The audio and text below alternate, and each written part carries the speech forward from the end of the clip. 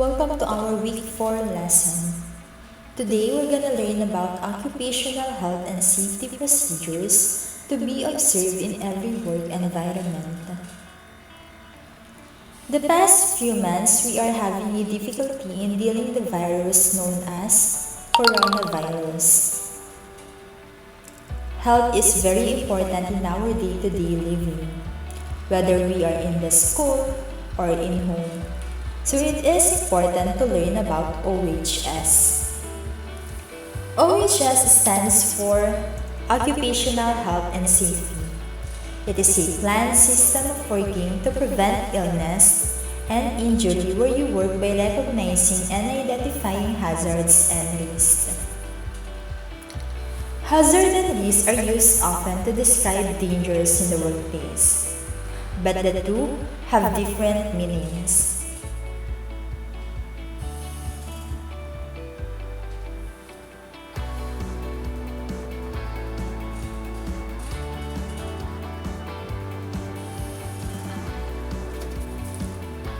Hazard is something that can cause harm, while risk is the likelihood of a person being injured or receiving an adverse health effect due to a hazard.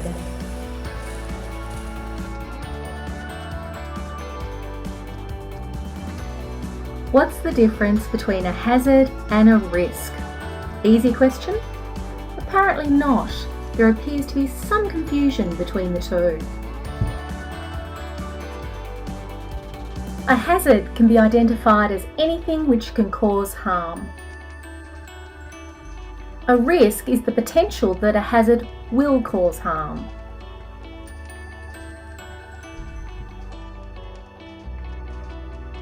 This ladder is a hazard.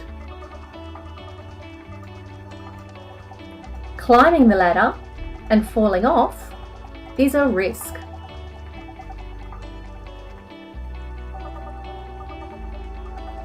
This plane is a hazard.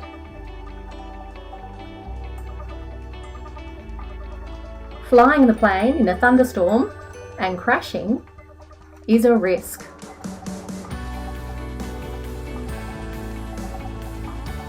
This hammer is a hazard. Using it and injuring oneself is a risk.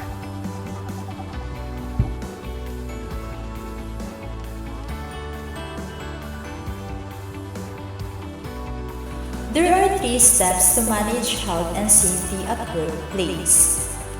Number 1. Spot the hazard. Check out for anything that could hurt you or someone else. You must remain alert to anything that may be dangerous. Number 2. Assess the risk. It means working out how likely it is a hazard will harm someone and how serious the harm could be. Ask yourself these 2 questions. How likely is that the hazard could harm me or someone else? How badly could I or someone else be harmed? And always tell someone about hazards you can fix yourself. You can also ask help from your supervisor.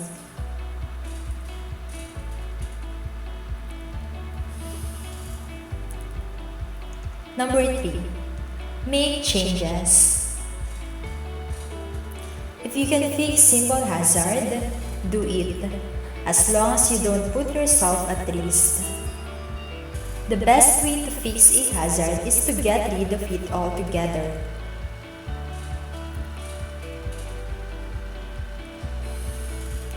Try to eliminate hazard equipment and substances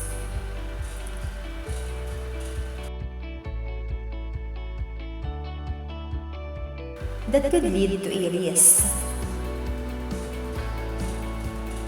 You can also substitute a toxic glue to a non-toxic glue.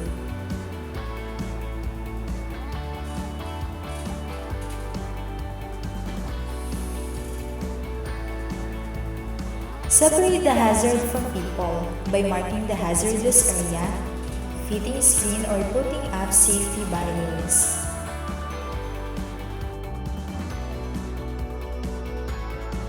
Safety guards is your first line of defense against injuries caused by machine operation.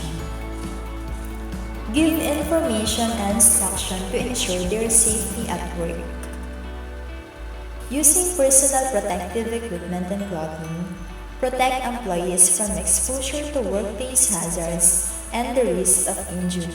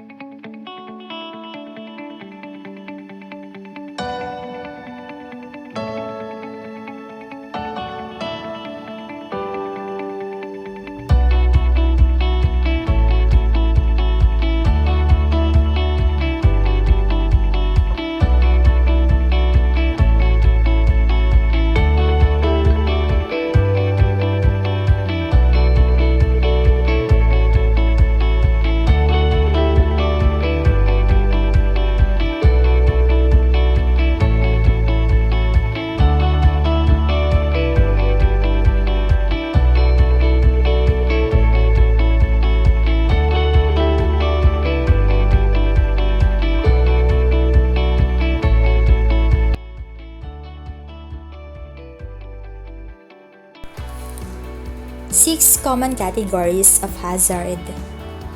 Biological hazard. Substance that possess a threat to the health of living organisms, primarily humans. Viruses such as COVID-19, bacteria, and insects can adversely affect human health.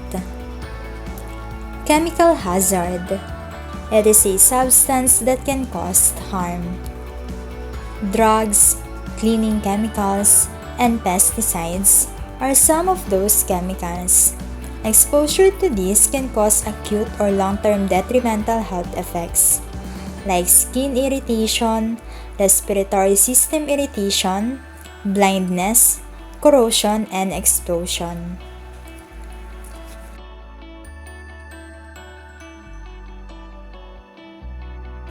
Physical hazards.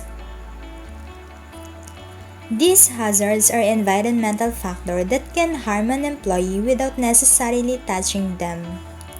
It includes noise, projectiles, heating devices, sleeping, and moving machinery accidents.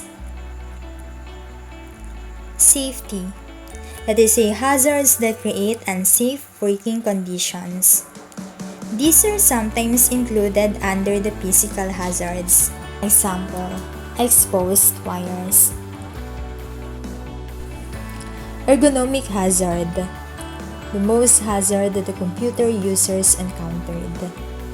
It results in musculoskeletal injuries if you have a poor posture or poor workstation setup. Psychosocial hazard. It affects the mental health or well-being of an employee.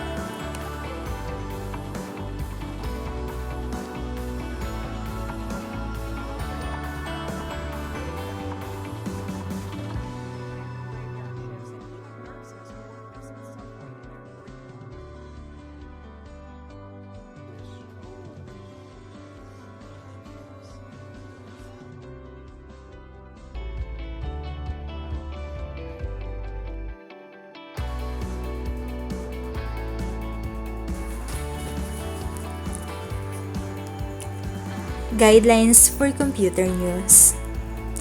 Always work in the neutral posture.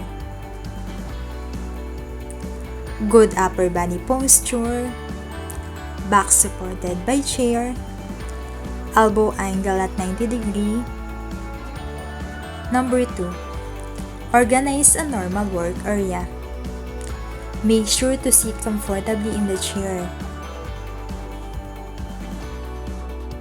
Number 3. Check the computer screen position.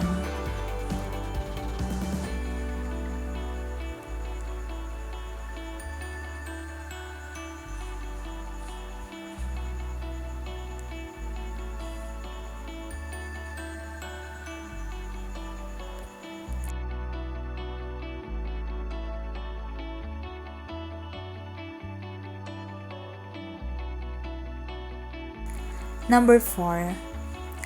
Workstation furniture and equipment. A comfortable chair. A stable work surface. And of course, the keyboard and mouse.